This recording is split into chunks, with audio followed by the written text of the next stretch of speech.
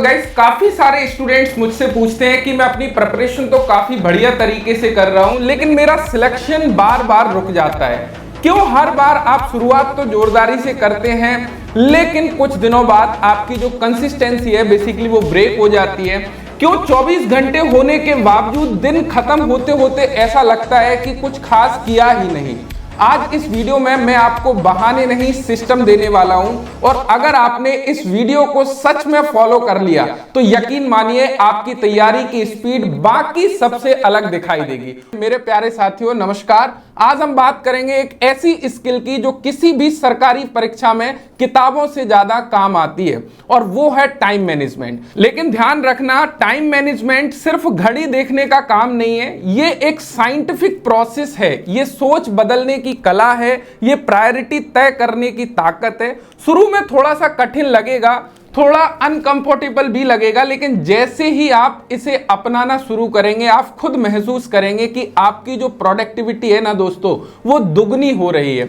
आज मैं आपको बताऊंगा हम कहां गलती करते हैं, क्यों करते हैं, और उन्हें कैसे ठीक करना है। तो पूरा वीडियो ध्यान से देखिएगा, क्योंकि आज जो बात होगी वो आपकी तैयारी की दिशा बदल सकती है। और सबसे पहले एक सच्चाई, समस्या समय की है ही नहीं। हर इंसान के पास में 24 घंटे होते हैं, आपके पास भी 24 घंटे हैं, आपके दोस्त के पास में भी 24 घंटे हैं। फर्क दोस्तों सिर्फ इतना है, सोच का फर्क है, प्राथमिकताओं का फर्क है, प्रायोरिटी का फर्क है। फर्क सिर्फ इस बात का है कि आप उन 24 घंटों का मालिक हैं या फिर वो 24 घंटे आपके मालिक हैं। आप उन 24 घंटे को किस तरीके से यूज कर रहे हो इसके ऊपर डिपेंड करती है। दोस्तों, जब हम दिन के अंत में पूरे दिन को समझते हैं कि बेसिकली हमने इस पूरे दिन में क्या कुछ किया, जब हम असली रिपोर्ट कार्ड तैयार करते हैं, तो आप खुद जो है समझते हैं रात को सोते समय अगर आपका मन शांत है और लग रहा है कि मैंने पूरे दिन को सही तरीके से प्रयोग किया, तो आप समझ लीजिए कि आप एक सही दिशा में। लेकिन अगर मन में कुछ खटक रहा है कि शायद मैंने अपने समय को सही तरीके से इस्तेमाल नहीं किया, बर्बाद किया, तो आपको कुछ बदलने की जरूरत है। ध्यान रखिएगा, आज फिर जरूरी काम टल गए तो समझिए सिस्टम गलत है, और सिस्टम बदले बिना रिजल्ट नहीं बदलता। इसका सीधा समाधान है दिन की शुरुआत रात से करना। इसका मतलब क्या है? सोने से पहले अगले दिन की स्पष्ट योजना आपको बनानी होगी। लंबी लिस्ट गलत नहीं है, गलत है बिना प्राथमिकता के काम करना। आप मान के चलिए 15 से 20 काम नोट डाउन करते हो कि कल की डेट में मुझे ये 15 से 20 काम बेसिकली करने हैं, लेकिन उनमें से सिर्फ 3 काम ऐसे चुनिए जो आपको लक्ष्य से सीधा जोड़ रहे हों। यानी कि आप समझ सकते हो कि हम दिन भर में कई बार सोचते हैं कि मैं काफी ज्यादा व्यस्त हूं, लेकिन वो व्यस्तता वाले जो काम होते हैं ना, वो ऐसे काम होते हैं जो शायद हमारे लक्ष्य से जुड़े नहीं होते। तो मेरा कहने का मतलब यहां पर यह है कि 3 काम निर्णायक होने चाहिए। सुबह उठते ही पहला काम ऐसा होना चाहिए जो आपकी नंबर 1 प्राथमिकता में है। यही फर्क पैदा करता है। ज्यादातर लोग आसान काम पहले करते हैं ताकि उन्हें यह लगे कि मैं व्यस्त हूं, लेकिन व्यस्त होना और प्रगति करना दोनों अलग अलग चीजें हैं। हर काम खुद करना समझदारी नहीं होती। कई काम को बेसिकली हमको डेलीगेट करना होता है जो वास्तव में हमारे लक्ष्य से जुड़े नहीं है, क्योंकि हमारी ऊर्जा सीमित है। इसे वहां लगाइए जहां उसका असर पड़े। स्मार्ट प्रयास वही है जो सीधे मंजिल के करीब ले जाए। तो नियम साफ है दोस्तों, रात को योजना बनानी है, 3 स्पष्ट प्राथमिकताएं। सुबह उठते ही पहले आपको वो काम करना है जो बेसिकली आपके लिए सबसे नंबर 1 प्रायोरिटी पर है। अब दूसरी सबसे बड़ी गलती जो आप लोग करते हो, हम काम शुरू करने से पहले मोटिवेशन ढूंढते हैं। हमको लगता है कि शायद मैं मोटिवेट हो जाऊंगा तो ये काम को कंप्लीट कर लूंगा। और सच बताऊं, मोटिवेशन पर भरोसा करना आपके लिए खतरनाक हो सकता है। अब ये बात कई लोगों को लग रहा होगा कि आखिर मैं ऐसा क्यों बोल रहा हूं। बिकॉज आप इस तरीके से थोड़ा सा समझिए, क्योंकि जो मोटिवेशन होता है ना, वो स्थायी नहीं होता। वो मोटिवेशन केवल और केवल एक भावना होती है, और भावना हमेशा बदलती रहती है। आप कोई फिल्म देखते हैं 2 घंटे की, जिसमें कोई जोशीला सीन होता है, आपको जोश आ जाता है और बोलते हो कि आज के बाद तो मैं अपनी जिंदगी बदल दूंगा। वो सारी चीजें, या कोई रील देखते हो 30 सेकंड की, लगता है बस अब जिंदगी बदल दूंगा, लेकिन जैसे ही अगला काम सामने आ जाता है वो जोश गायब। क्यों? क्यों हो जाता है गायब? क्योंकि वो असली बदलाव नहीं था, वो सिर्फ दिमाग का एक छोटा सा केमिकल रिएक्शन था। जब हम छोटी छोटी चीजों से प्रेरणा लेते रहते हैं तो बड़े बहुत छोटी छोटी अवधि की खुशी हम लोगों को भले ही मिलती है, कुछ सेकंड की उत्तेजना मिलती है, लेकिन फिर वही खालीपन। इसलिए याद रखिए, मोटिवेशन शुरुआत नहीं करता, एक्शन शुरुआत करता है। पहले काम होगा, फिर काम से ऊर्जा आएगी, फिर ऊर्जा से निरंतरता बनेगी। जो लोग हर दिन मूड का इंतजार करते हैं ना कि आज मूड होगा मैं अपनी पढ़ाई करूंगा, आज मूड होगा मैं अपनी क्लास लूंगा, आज मूड होगा मैं एक अच्छी वीडियो बनाऊंगा जहां से जो लर्नर है उसको बेसिकली इंफॉर्मेशन मिले, वे कभी अनुशासन नहीं बना पाते। और जो लोग मूड की परवाह किए बिना रोज तय समय पर बैठ जाते हैं कि आज तो मुझे पढ़ना ही है, आज मैंने को ये चैप्टर कंप्लीट करना ही है, वो धीरे धीरे अपने सारे चैप्टर को भी कंप्लीट कर लेते हैं और आखिर में जीत उसी की होती है जिसने सिस्टम को बनाया हो, ना कि उसकी जिसने एक दिन जोश दिखाया लेकिन दूसरे दिन फिर वही से फुद्दू वाले काम करना। समझ में आ रहा है कि एक दिन तो मैंने रील देखा या ये वीडियो देखा, मैंने मोटिवेशन से काम स्टार्ट कर दिया, अपने सिलेबस को पढ़ना स्टार्ट कर दिया, लेकिन next day back to normal life. तो ये चीजें नहीं होना चाहिए, इस बात का आपको ध्यान रखना है। इसीलिए निर्णय साफ रखिए, रूटीन चुनिए, मोटिवेशन नहीं। जब आदत बन जाती है ना तो काम करना बोझ नहीं लगता, वो आपकी पहचान बन जाती है। और जब पहचान बदल जाती है तो परिणाम अपने आप बदल जाते हैं। और अंत में दोस्तों यकीन मानिए, जीत उसी की होती है आपके डिसिप्लिन की। मोटिवेशन रोज नहीं मिलेगा और अगर आप उसी पर निर्भर रहेंगे तो आपकी तैयारी भी रोज बदलती रहेगी। आज जोश है, पढ़ाई होगी, कल मूड नहीं है, स्वाभाविक सी बात है आप पढ़ाई नहीं करोगे। ये तरीका कभी स्थायी परिणाम नहीं देगा।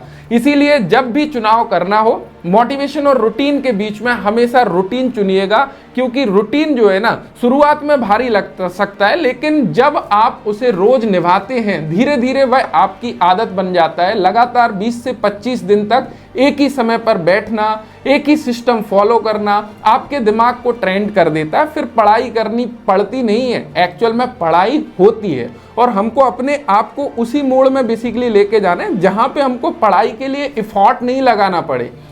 हमारी पढ़ाई अपने आप हो, लेकिन शुरुआत में हमको एफर्ट लगाना पड़ेगा एक सिस्टम को बनाने में और कुछ दिनों तक उस सिस्टम को फॉलो करने में। और यही फर्क है साधारण और सफल लोगों में। अब अगला जो बहुत महत्वपूर्ण बिंदु है ना, यदि हम उसकी बात करें, वो होता है आपका लक्ष्य कितना स्पष्ट है। क्योंकि मान के चलिए हम एक सिस्टम बना रहे हैं, उस सिस्टम को बनाने के लिए सबसे जरूरी है हमारा लक्ष्य, कि वास्तव में हमारा लक्ष्य हमको कितना स्पष्ट है। देखिए एक एग्जांपल से समझिए, आप बोलते हो मुझे सरकारी नौकरी चाहिए, क्या ये लक्ष्य है? मैं कहूंगा ये लक्ष्य कतई नहीं है, ये सिर्फ एक इच्छा है। लक्ष्य तब बनता है जब आप उसे मापने योग्य स्पष्ट बना दो। मेरा कहने का मतलब यह है, अगर आप किसी खास पद पर जाना चाहते हैं, कुछ किसी भी एग्जाम की आप प्रिपरेशन कर रहे हैं, लाइक डीआरडीओ की प्रिपरेशन कर रहे हैं, इसरो की प्रिपरेशन कर रहे हैं, बीएआरसी की प्रिपरेशन कर रहे हैं, तो आपको यह क्लियर होना चाहिए, आपको यह जानना होगा कि वहां तक पहुंचने का रास्ता क्या है। कौन सा एग्जाम आप दे रहे हो, कौन सा बोर्ड है, कौन सा सिलेबस है, कितने चरण हैं। जब तक यह स्पष्ट नहीं होगा आपकी मेहनत बिखरी रहेगी। आप ये समझिए, मतलब आपको सिस्टम बनाने में प्रॉपर चीजें, लक्ष्य स्पष्ट नहीं है, तो आपका पूरा रोड मैप जब आपको दिख गया हो उसी दिन से आपकी तैयारी बदल जाएगी। क्योंकि साफ लक्ष्य सीधा दिशा देता है और सीधी दिशा सीधा परिणाम देती है, ध्यान रखिए दोस्तों। और जब लक्ष्य तय हो जाए तो अगला कदम है स्पष्ट तैयारी का ढांचा बनाना। अब स्पष्ट तैयारी का ढांचा बनाने से मेरा क्या मतलब है? सबसे पहला जो कदम होता है, हम किसी कॉम्पिटिटिव एग्जाम की तैयारी कर रहे हैं, हमको सरकारी नौकरी चाहिए, तो सबसे पहला काम है जो सिलेबस है उस सिलेबस को समझना। पूरा सिलेबस, कौन कौन से विषय हैं, कितनी गहराई तक पढ़ना है, किस स्तर के प्रश्न आते हैं, फिर तय कीजिए कौन सी किताबें पर्याप्त हैं, कौन से स्रोत हमारे लिए भरोसेमंद हैं। सिर्फ किताबें इकट्ठा करना तैयारी नहीं होती, आपकी जो किताबें हैं क्या उस एग्जाम के लिए परफेक्ट हैं। ध्यान रखिएगा, सीमित स्रोत हो। सीमित स्रोत का मतलब यह है कि आपको बहुत ज्यादा भटकने की आवश्यकता नहीं है, आपको तरह तरह की किताबें इकट्ठा करने की आवश्यकता नहीं है। सीमित किताबें हो, लेकिन उस एग्जाम के अकॉर्डिंग परफेक्ट हो, बार बार रिवीजन ही, यानी कि सीमित स्रोत और बार बार रिवीजन यदि आप करोगे वही असली तैयारी है। और अब सवाल आता है, क्या वास्तव में हमको कोचिंग की जरूरत है? हर किसी को कोचिंग की जरूरत नहीं होती गाइस, टू बी ऑनेस्ट। लेकिन अगर लेनी है तो सिर्फ नाम देखकर मत लीजिए, ये ध्यान रखिए। कुछ चीजों को हमको इवेल्युएट करना होता है, देखना होता है कि वास्तव में यदि हम कोचिंग क्लासेस ले रहे हैं तो कहां से कोचिंग क्लासेस लेना है। तो यहां पर नाम देखकर ऐसा नहीं कि नाम है तो आप कोचिंग ले लो। तो आपको देखना क्या है, क्या वहां सिस्टम है, क्या वहां टेस्ट प्रैक्टिसेस हैं, क्या वहां आपको प्रॉपर गाइडेंस दी जाती है, क्या वहां पर सिलेबस के अकॉर्डिंग आपकी प्रिपरेशन तैयार करी जाती है, राइट? क्या ऐसा तो नहीं है? और सबसे बड़ी बात, क्या वो प्लेटफॉर्म आपके सिलेबस को पूरा करवाने की जिम्मेदारी लेता है? क्या वो एक रिस्पॉन्सिबल प्लेटफॉर्म है? लेकिन ध्यान रखिए, कोचिंग लेना ही लक्ष्य नहीं है, बैच ज्वाइन करना ही लक्ष्य नहीं है। असली लक्ष्य सिलेबस खत्म करना, रिवीजन करना, टेस्ट देना और लगातार सुधार करना। मान लीजिए आपने 6 महीने का लक्ष्य तय किया, तो उसे महीने महीने में आपको तोड़ना होगा। जैसे कि आपको पता है, आपने एक फॉर्म को अप्लाई किया है और उस फॉर्म को अप्लाई करने के लगभग 6 महीने बाद आपका एग्जाम होगा। तो उन 6 महीने को आपको छोटे छोटे टुकड़ों में डिवाइड करना होगा। यानी कि पहले मंथ में मैं अपने सिलेबस को कितना प्रोग्रेस पर ले जाऊंगा, फिर दूसरे मंथ में मैं अपने सिलेबस को कितने प्रोग्रेस पर ले जाऊंगा, तीसरे मंथ मेरा क्या प्रोग्रेस होगा, और उसको ट्रैक करना, रिवीजन करना, टेस्ट देना। जब तक आपका प्लान समय सीमा में बंधा नहीं होगा, जब तक आपका लक्ष्य सिर्फ इच्छा रहेगा, याद रखिए। और हमने समझा था कि जिसका लक्ष्य धुंधला है उसकी दिशा भी धुंधली है, और जिसकी दिशा धुंधली है उसका परिणाम भी धुंधला ही निकल कर आएगा। लेकिन जिसका लक्ष्य साफ है ना, उसकी दिशा साफ होती है, और जिसकी दिशा साफ होती है उसका परिणाम भी साफ होता है, ध्यान रखिएगा। और अब बात करते हैं सबसे खतरनाक दुश्मन की, जो है डिस्ट्रैक्शन। हर किसी को आज काफी ज्यादा डिस्ट्रैक्शन है, समय सीमित है और रोज थोड़ा थोड़ा समय हमसे छिन रहा है। पैसा वापस आ सकता है, मौके फिर मिल सकते हैं, लेकिन दोस्तों यकीन मानिए, ये जो समय है ना, एक बार जब समय आपका जाता है दोबारा लौट के नहीं आता। और यहां से शुरू होती है बहाने। आज मूड नहीं है, सेम वही चीजें, यदि आप सिस्टम को फॉलो नहीं करोगे तो स्वाभाविक सी बात है आप डिस्ट्रैक्शन की तरफ चले जाओगे। आज मूड नहीं है, कल से पक्का पढ़ूंगा, अभी तो बहुत समय है। ये जो छोटे छोटे बहाने हैं ना, धीरे धीरे बड़े पछतावे में बदल जाते हैं, और पछतावा धीरे धीरे आत्मविश्वास तोड़ देता है। और एक बड़ा भ्रम है, मैं बहुत बिजी हूं। ये भ्रम जो है ना, आपको निकालना पड़ेगा कि मेरे पास तो पढ़ने के लिए समय ही नहीं है, या मैं अपनी लाइफ में जो भी लक्ष्य तय किया है उस लक्ष्य की तरफ आगे बढ़ने के लिए समय ही नहीं है, मैं बिजी बहुत हूं। समझ में आ रहा है? बिजी होना और प्रोडक्टिव होना दोनों काफी अलग बातें हैं। 10 कामों में बिखरना आसान है दोस्तों, ध्यान रखिएगा, लेकिन एक काम में अपना 100% देना कठिन है। लेकिन वही काम आपकी जिंदगी बदल सकता है। तो आपको सबसे पहला काम होता है कि प्रायोरिटी सेट करना अपनी जिंदगी के अकॉर्डिंग। आप जिंदगी में जो भी कर रहे हो, देखो ये बातें जो है ना केवल आपके कॉम्पिटिटिव एग्जाम में, आप लाइफ के किसी भी एक्सपेक्ट में हो, वहां पर यही बातें अप्लाई होती हैं, यही रूल्स अप्लाई होते हैं जिनको आपको बेसिकली फॉलो करना होता है। तो ध्यान रखिएगा, इसलिए खुद से पूछिए, मैं सच में प्रगति कर रहा हूं? क्या मैं सच में आगे बढ़ रहा हूं, या सिर्फ व्यस्त दिख रहा हूं? जब आप रोज थोड़ा थोड़ा पढ़ते हैं तो आप ध्यान रखिएगा, जो टाल मटोल अपने आप कम होने लगेंगे। स्वाभाविक सी बात है, आपका जो माइंड है ना, आज मूड नहीं है, वो चीजें कम होने लगेंगी। और पेपर से पहले जो घबराहट होती है ना, वो इसलिए होती है क्योंकि तैयारी आपकी अधूरी होती है। जो विद्यार्थी आखिरी समय पर सब कुछ पढ़ने की कोशिश करे, क्या वो पढ़ सकता है? आप खुद से पूछिए। यदि पढ़ भी लेगा तो क्या उसका वो उतने अच्छे तरीके से परफेक्शन आएगा?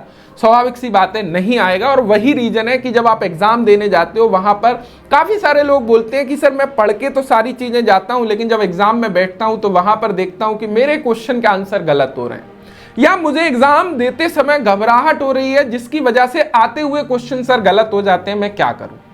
तो स्वाभाविक सी बात है, उनके अंदर डर ज्यादा होता है। लेकिन जो रोज थोड़ा थोड़ा सिलेबस कवर करते हैं, उनका दिमाग दोस्तों शांत रहता है। क्यों? क्योंकि याद करने से ज्यादा जरूरी है समझना और दोहराना, धीरे धीरे पढ़ना, बीच बीच में ब्रेक लेना और फिर दोबारा उसी चीज को रिवाइज करना। इससे जानकारी लंबे समय तक याद रहती है। छोटे छोटे टारगेट पूरे करने से आत्मविश्वास बनता है सबसे बढ़िया बात, और वहां पे आपको खुद एक अंदर से ये चीज आती है ना कि हाँ मैं कर सकता हूं। और इससे बड़ा मैं आपको बता रहा हूं कोई चीज नहीं है। जब दिमाग ये बोल देना कि मैं कर सकता हूं, धीरे धीरे आपकी पहचान बदलने लगती है। आप खुद को मजबूत छात्र नहीं, एक सीरियस विद्यार्थी मानने लगते हैं। और आपने यदि अपने अंदर दिल से ये चीज मान ली ना कि मैं ये कॉम्पिटिटिव एग्जाम निकाल सकता हूं, वहीं से आपका जो प्रोग्रेस का पाथ है ना वो अलग ही दिखाई देने लगता है। आपका जो कॉन्फिडेंस है ना वो अलग ही दिखाई देने लगता है। परिणाम अपने आप आएंगे। प्रतियोगी परीक्षाओं में जब आप लोग बैठोगे वहां पर घबराहट नहीं होगी, समझ रहे हो? तो ये सारी चीजें आपको होती हुई दिखाई देंगी। वे रोज की जो निरंतरता निकलती है ना, अब इस वीडियो का सबसे जरूरी हिस्से की तरफ हम आगे बढ़ते हैं। लक्ष्य जरूरी है, समय की कीमत भी जरूरी है, लेकिन जिंदगी इन दोनों से बड़ी है। छात्रों ध्यान रखिएगा, तैयारी करते करते सबसे महत्वपूर्ण बात यह होती है कि खुद को खो मत दीजिएगा। हाँ सही बोल रहा हूं मैं, समय वापस नहीं आता है, ये अभी जस्ट मैंने आपको बताया, लेकिन ये भी सच है कि ये जिंदगी भी दोबारा नहीं मिलेगी। अपने लिए समय आपको निकालना है, शरीर के लिए समय निकालना है, मन के लिए समय निकालना है, अपनी खुशी के लिए भी समय निकालना है। दिन का कुछ समय सिर्फ अपने लिए रखिए, चाहे वो खेल हो सकता है, आपको जो चीजें अच्छी लगती हैं उसके लिए समय रखिए, व्यायाम के लिए समय रखिए, परिवार के साथ बैठना हो। तैयारी का मतलब खुद को खत्म करना नहीं होता है। ऐसा नहीं है कि खुद को झोंक देना। ये आपको लगता है कि मैं तैयारी कर रहा हूं मतलब मैं खुद को झोंक दूं, अपने आप को तकलीफ में रखूं, ये सही नहीं है। आपको तैयारी का मतलब है खुद को बेहतर बनाना। याद रखिए, आप सिर्फ एक रोल नंबर नहीं है, आप किसी के सपनों की उम्मीद है, आप अपने माता पिता के लिए जरूरी हैं, और सबसे ज्यादा आप खुद अपने लिए काफी ज्यादा जरूरी है। इसलिए संतुलन बनाए रखिए, निरंतरता रखिए, लक्ष्य अपना स्पष्ट रखिए और रोज थोड़ा थोड़ा आगे बढ़ते रहिए। यकीन मानिए कुछ ही महीनों में आप देखोगे आप काफी बेहतर हो चुके हो। आप कहेंगे असली बदलाव उस दिन शुरू हुआ था जब मैंने सिस्टम बनाया था। तो दोस्तों सबसे महत्वपूर्ण है सिस्टम बनाना। नीचे कमेंट में जरूर लिखिएगा कि आज से कौन कौन सिस्टम बनाने वाला है। कमेंट में सिस्टम टाइप करके जाइएगा, जिससे मैं समझूंगा कि वास्तव में आप सिस्टम बनाने के लिए सीरियस हैं। हर एक स्टूडेंट्स का एक अपना सिस्टम होना चाहिए और उस सिस्टम को आपको फॉलो करना चाहिए। मुझे उम्मीद है कि वीडियो से इन्फॉर्मेशन मिली होगी और आप इस सिस्टम को फॉलो करोगे। Thank you so much video देखने के लिए। वीडियो से इन्फॉर्मेशन मिली हो तो एक थम्स अप जरूर करिएगा। यदि आप कॉम्पिटिटिव एग्जाम्स की प्रिपरेशन कर रहे हैं तो स्पेशल टेक्नो एप्लीकेशन को डाउनलोड कर सकते हैं। Thank you so much, thanks for watching and bye bye.